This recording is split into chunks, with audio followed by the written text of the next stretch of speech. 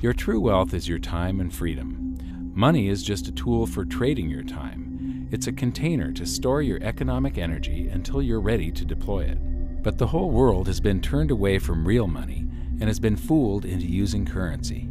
A deceitful imposter that is silently stealing your two most valuable assets, your time and your freedom.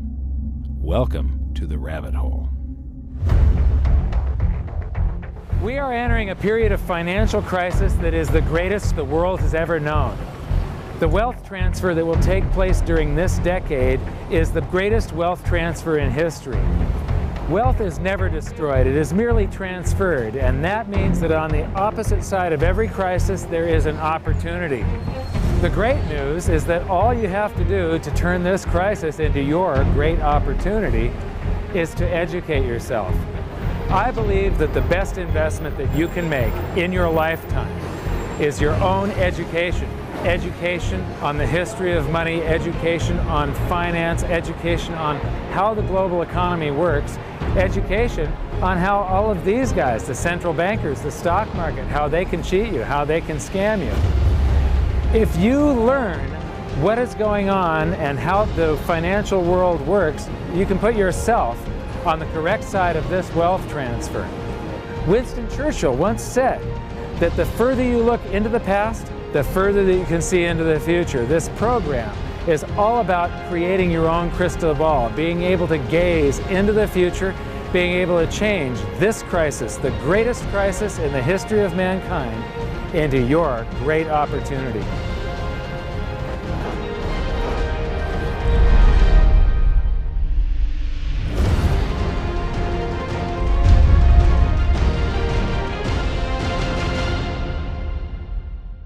The hidden secrets of money, some of them are hidden in plain sight. They're like right in front of you.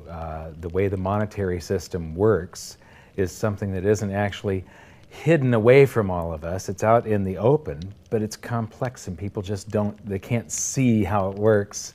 It's hard for them to imagine that we're living in such a hoax. Others are meant to be secret, but the truth is slowly coming out, like the Federal Reserve being a private corporation and not really part of the U.S. government. But when I started studying this, what I found was that there was no place that I could point people to where they could get it all in one spot. And so I basically decided to write my book about it and consolidate monetary history, economics, the markets, fundamentals of gold and silver. There's a lot of smoke and mirrors in economics, and I've sort of made it my job to lift the fog for people.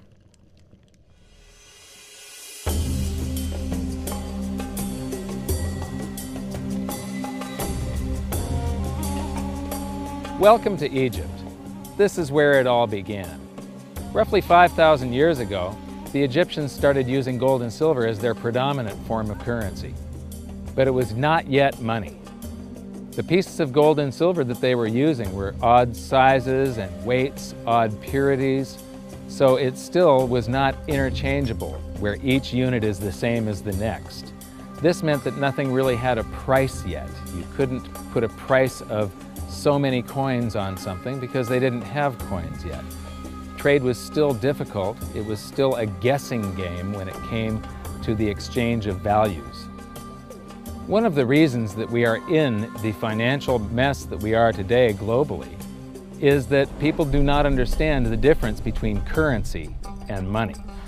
Currency is a medium of exchange, a unit of account. It is portable, durable, divisible, and something called fungible. Fungible means that each unit is the same as the next unit. A dollar in my pocket buys the same amount as a dollar in your pocket.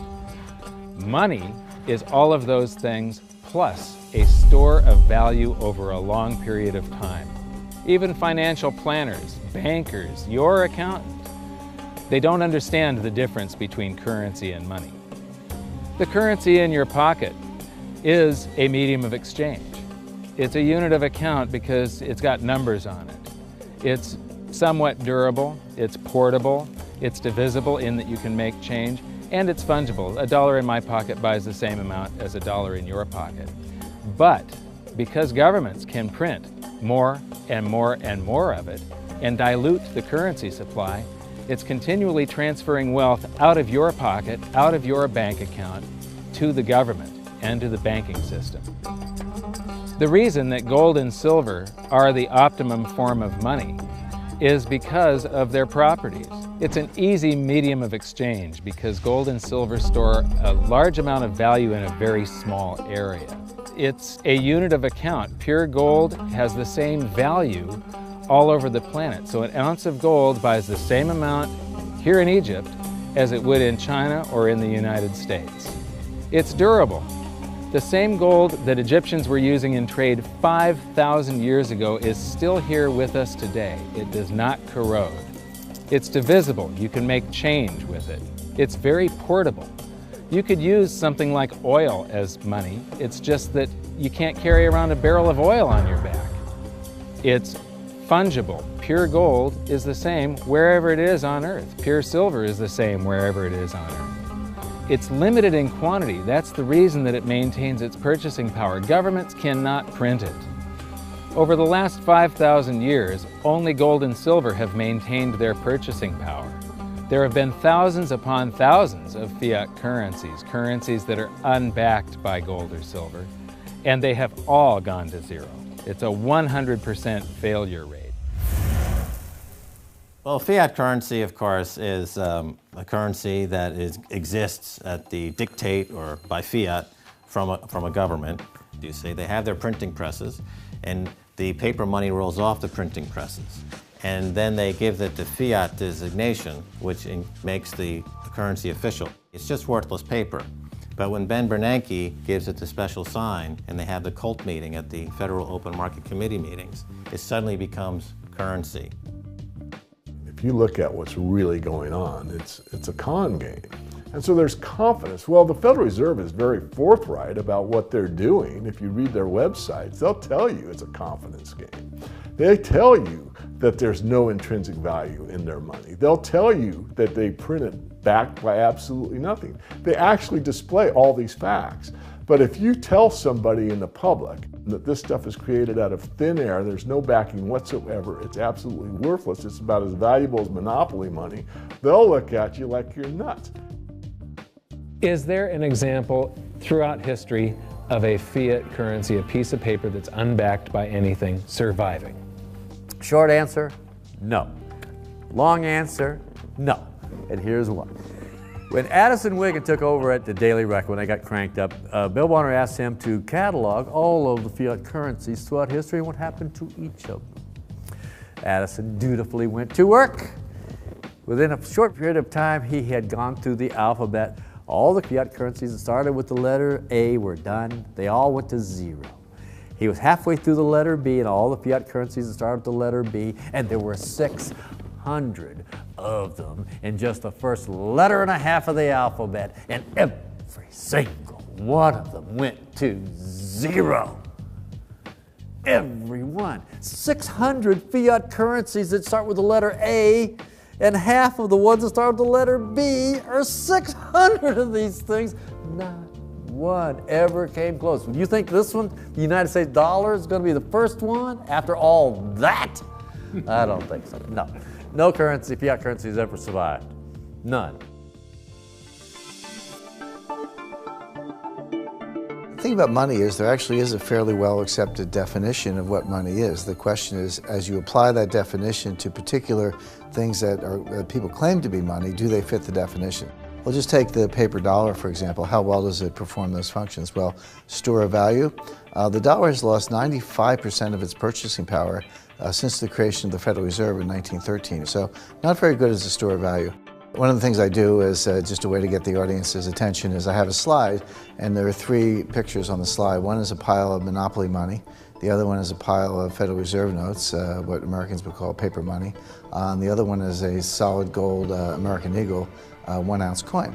And the title of the slide is, which of these is not like the other? And if you know the show Sesame Street, or you have children who watch it. It's one of the favorite vignettes in Sesame Street. And what it really is a kind of IQ test for 5-year-olds. They're supposed to look at the 3 things and look at characteristics and find the one that's not like the other. Well, I've shown this slide to groups of Ivy League university professors, and I've also shown it to children, kind of 5 years old, my nieces and nephews and so forth.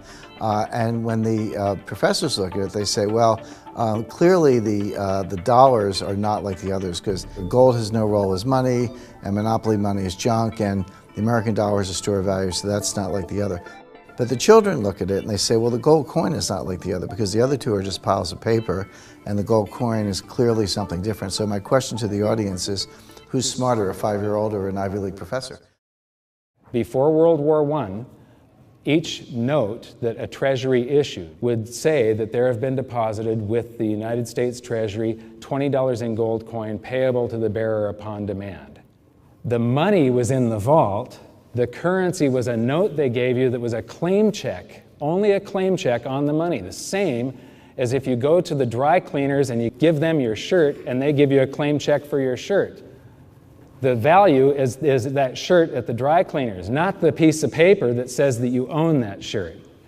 So our currency that circulated was the paper US dollars, and they were claim checks on money. The next hidden secret is the difference between currency and money.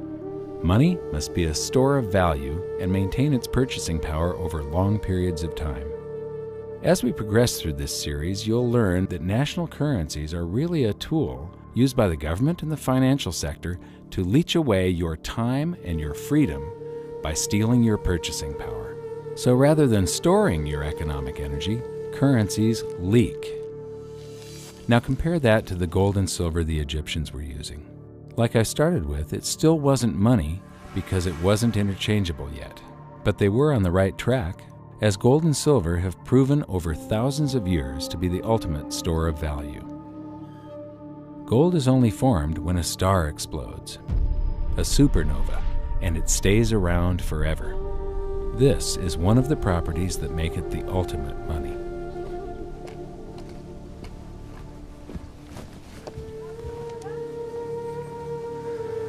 People are amazed that after 5,000 years, the pyramids are still here. But what I'm more amazed at is that the currency that the people that built this were using, that currency, that gold and silver that they were using in trade on a daily basis, is still around today. It may have been melted down and re-refined, and it's in a coin or a bar or in some piece of jewelry, but it's still with us today, and it still purchases something. Yes, it is the ultimate money because there is nothing else even in the same league. It's divisible, it's permanent, it's a store of value, it's a unit of account. It's got everything you want out of money, but it doesn't go away, and it can't be increased. That is what makes gold the most beautiful money of all. What more could you ask out of a money? It keeps governments under control. You can maintain a solvent system. Governments don't like gold at present because they're getting away with the fiat currencies, and they'll do everything they can to discredit it as an asset class. I mean, my goodness, gold has outperformed the Dow Jones Industrial Average in each of the last 7 years, yet it's not considered a legitimate asset class. Why? Again, it's the fear that maybe gold will be imposed on the system, that it will constrain government ability to spend beyond its means. They can't print it. They can't print it, no. The proper definition of inflation, I use Milton Friedman's definition. Inflation is an expansion of the currency supply. Deflation is a contraction of the currency supply. If you expand the currency supply, eventually prices will rise. And if you contract the currency supply, eventually prices will fall. This is a pool, but it's not a pool of water. This is the currency pool. And these are prices. And if you expand the currency supply, prices like a sponge in water have to rise to suck up the excess currency. Governments never stop printing more currency and adding currency to circulation. Therefore, Prices keep on going up not because the stuff that you're trying to buy is changing. The real estate doesn't change. What has changed is the currency purchases less and less. It's the currency going down, not prices going up. The truth is, what we have that makes our world work right now is a big story. None of it's real. It's all just promises. And if you think about it, that's how currency began to work in the beginning. You know, before we had currency, we had barter. I'll give you 3 coconuts and you give me 4 fish, because that's kind of a fair exchange on coconuts to fish. But that got complicated, so we had to invent this thing called money to be a divisible, portable medium of exchange. And the challenge is that we lost that a long time ago, when we lost having things of value be our currency, and now we have this thing called numbers and accounts. But trust me, it is not real. It's a big made-up story. One of the biggest make-believe stories ever is called quantitative easing, which sounds complex, but it's really just a smoke and mirrors term for currency creation. QE started with the banking bailouts back in 2009. This currency was created out of thin air and then given to the banks, who paid themselves record bonuses in reward for crashing the world economy. This is a global phenomenon, but all you have to remember for now is that whether it's QE bailouts or stimulus programs, these are all just voodoo, hocus-pocus terms for increased currency creation. I believe gold and silver will reassert themselves as money. And when they do, there just isn't enough, and their purchasing power is going to go up many, many, many times. Egypt is an amazing place. There's a franticness about it, and utter chaos, especially like the traffic. But when it comes to like all of the merchants that are trying to get every last dime out of you, you get fleeced to the point where you come back with an empty wallet. But you know what? They're amateurs compared to Wall Street. In the past several years, I've spoken in many countries about the crisis that's coming, and a lot of people think that they're going to be okay in their country, that it's only going to happen to the United States or maybe the United States in Europe. But what they don't realize is that this is a global phenomenon. I got to show you something here. This is base currency in the United States. This is the number of paper dollars that exist, basically. It took 200 years to go from no dollars in existence to 825 billion. And then we had the bailouts, and then we had QE1, quantitative easing 1, then QE2, and then we had QE3, and then QE4, and then soon we're going to have QE57 and QE382. And it isn't just here. This is what the Canadian currency supply looks like. This is Australia, South Africa, Russia. Now, this starts out in just the year 2001, and this is like 18 times more currency in existence in a little over a decade. Here's Singapore, same story. Look at that, since the crisis, just bam. India, China, every government on the planet is doing this insane deficit spending and expanding their currency supplies, doing bailouts, and history shows that there is no example of this turning out well. It is sometimes amazing that we haven't experienced more inflation than we have. If they keep expanding the money supply so vastly, why aren't our prices growing faster than they really are? And the answer is that a good chunk of the money that the Fed created has been shipped overseas.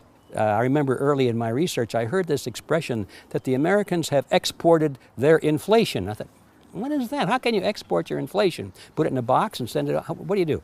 Well, now I understand. You export your inflation by simply sending all these dollars that you created to these other countries, and then they send you their refrigerators and their cars and whatever, their TV sets. So you get hardware, and they get little pieces of paper. It's a great deal for the American people for a while.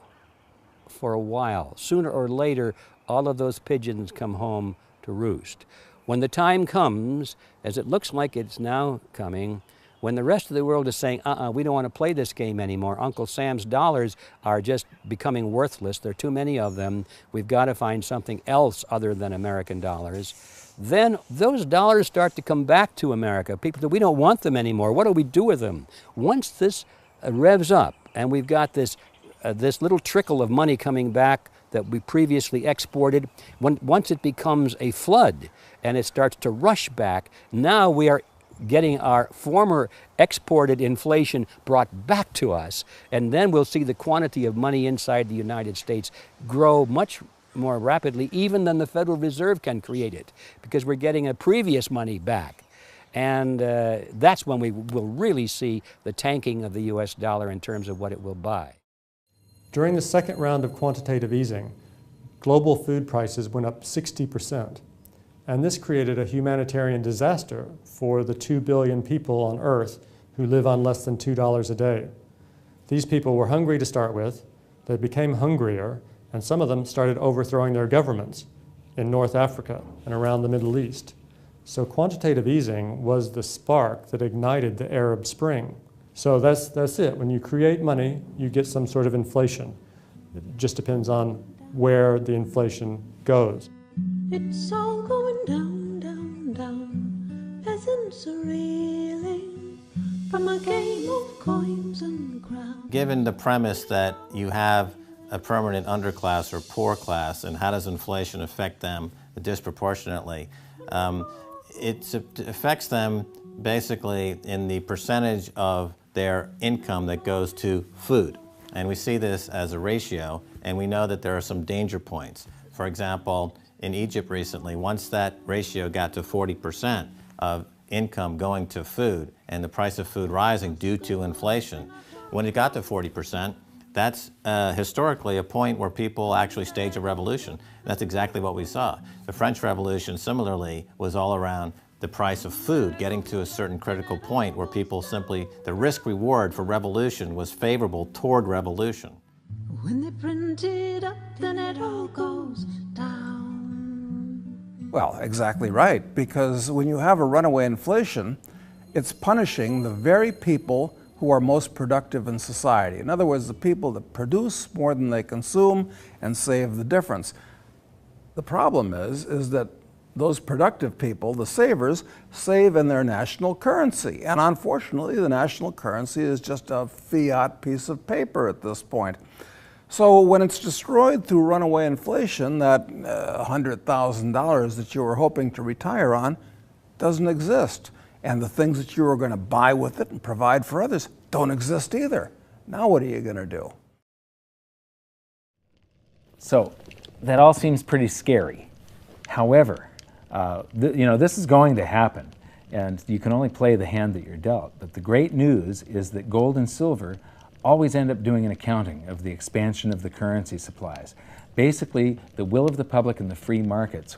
When governments do this kind of stuff to their currency supply, they debase it. Eventually it comes back in inflation. People sense the loss of their purchasing power. They rush back to gold and silver, and they bid the value of the gold and silver up in the country until it meets or exceeds the value of all the currency in circulation. This is a process that's been going on over and over again throughout history, except this time it's happening on a global scale. It has never before happened in all countries at once. And that means that this is the greatest wealth transfer in history. Therefore, it's the greatest opportunity in history, and it's not going to happen again in your lifetime. So now we've learned that your true wealth is your time and your freedom. Money is a trading tool that stores the economic energy that is your time and freedom, whereas currencies leak them away. Gold and silver are the ultimate money simply because of their properties. Fiat currencies are based solely on confidence and always return to their intrinsic value of zero. Governments don't like gold because it imposes restraint. Rising prices are a symptom of an expanding currency supply, and gold and silver always account for an expanding currency supply. So that's it for this episode. Join me next time as we begin to investigate how monetary history just repeats and repeats, and how gold and silver always win the battle between currency and money. Until then, my challenge to you is to stop calling currency money. It's a crucial first step towards setting your mind free of all this economic voodoo and changing your context. You can learn more by watching the bonus features on our website, and if you have any questions, you can post them there, and we'll answer some of your questions in future bonus features. So good luck, thanks for watching, and we'll see you next time.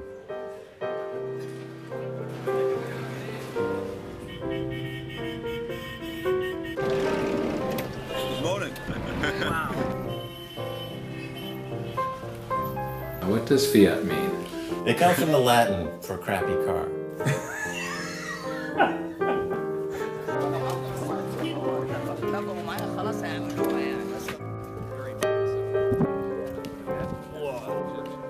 In the desert in a suit. My camel died.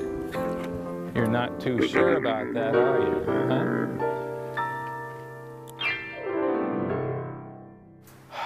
I am ready for a good long nap. Hi, welcome to this bonus feature for the very first episode of Hidden Secrets of Money. And this is currency versus money. So that's the major topic that more and more and more of it, and dilute the currency supply. It's continually transferring wealth out of your pocket, out of your bank account, to the government and to the banking system. The reason that gold and silver are the optimum form of money is because of their properties. It's an easy medium of exchange because gold and silver store a large amount of value in a very small area. It's a unit of account. Pure gold has the same value all over the planet. So an ounce of gold buys the same amount here in Egypt as it would in China or in the United States. It's durable. The same gold that Egyptians were using in trade 5,000 years ago is still here with us today. It does not corrode.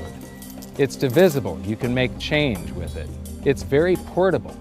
You could use something like oil as money. It's just that you can't carry around a barrel of oil on your back. It's fungible. Pure gold is the same wherever it is on Earth. Pure silver is the same wherever it is on Earth. It's limited in quantity. That's the reason that it maintains its purchasing power. Governments cannot print it. Over the last 5,000 years, only gold and silver have maintained their purchasing power. There have been thousands upon thousands of fiat currencies, currencies that are unbacked by gold or silver, and they have all gone to zero. It's a 100% failure rate. Well, fiat currency, of course, is a currency that exists at the dictate or by fiat. Roughly 5,000 years ago, the Egyptians started using gold and silver as their predominant form of currency. But it was not yet money. The pieces of gold and silver that they were using were odd sizes and weights, odd purities, so it still was not interchangeable, where each unit is the same as the next. This meant that nothing really had a price yet. You couldn't put a price of so many coins on something because they didn't have coins yet. Trade was still difficult. It was still a guessing game when it came to the exchange of values. One of the reasons that we are in the financial mess that we are today globally is that people do not understand the difference between currency and money. Currency is a medium of exchange, a unit of account. It is portable, durable, divisible, and something called fungible. Fungible means that each unit is the same as the next unit. A dollar in my pocket buys the same amount as a dollar in your pocket. Money is all of those things plus a store of value over a long period of time. Even financial planners, bankers, your accountant, they don't understand the difference between currency and money. The currency in your pocket is a medium of exchange. It's a unit of account because it's got numbers on it. It's somewhat durable, it's portable, it's divisible in that you can make change, and it's fungible. A dollar in my pocket buys the same amount as a dollar in your pocket. But because governments can print, your true wealth is your time and freedom. Money is just a tool for trading your time. It's a container to store your economic energy until you're ready to deploy it. But the whole world has been turned away from real money, and has been fooled into using currency. A deceitful impostor that is silently stealing your two most valuable assets, your time and your freedom. Welcome to the rabbit hole. We are entering a period of financial crisis that is the greatest the world has ever known. The wealth transfer that will take place during this decade is the greatest wealth transfer in history. Wealth is never destroyed, it is merely transferred, and that means that on the opposite side of every crisis there is an opportunity. The great news is that all you have to do to turn this crisis into your great opportunity is to educate yourself. I believe that the best investment that you can make in your lifetime is your own education. Education on the history of money, education on finance, education on how the global economy works, education on how all of these guys, the central bankers, the stock market, how they can cheat you, how they can scam you. If you learn what is going on and how the financial world works, you can put yourself on the correct side of this wealth transfer. Winston Churchill once said that the further you look into the past, the further that you can see into the future. This program is all about creating your own crystal ball, being able to gaze into the future, being able to change this crisis, the greatest crisis in the history of mankind, into your great opportunity.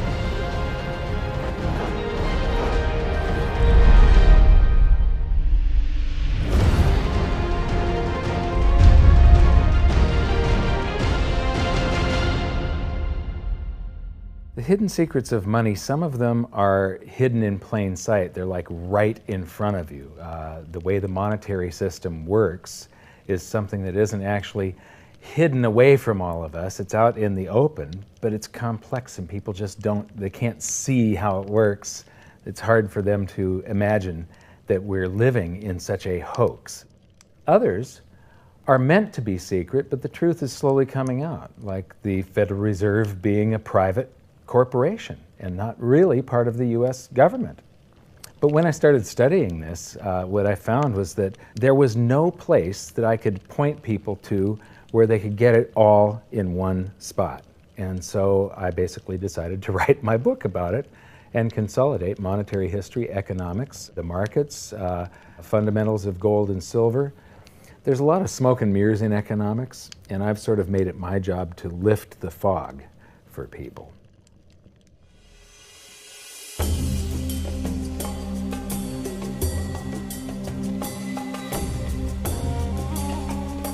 Welcome to Egypt.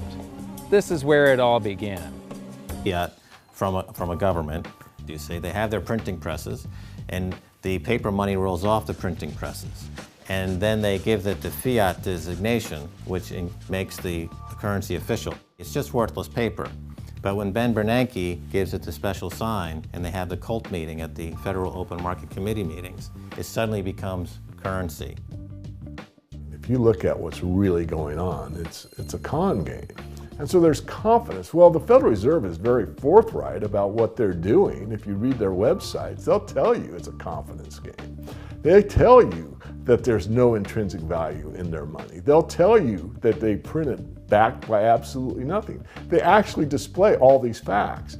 But if you tell somebody in the public that this stuff is created out of thin air, there's no backing whatsoever, it's absolutely worthless, it's about as valuable as monopoly money, they'll look at you like you're nuts. Is there an example throughout history of a fiat currency, a piece of paper that's unbacked by anything, surviving? Short answer, no. Long answer, no. And here's why.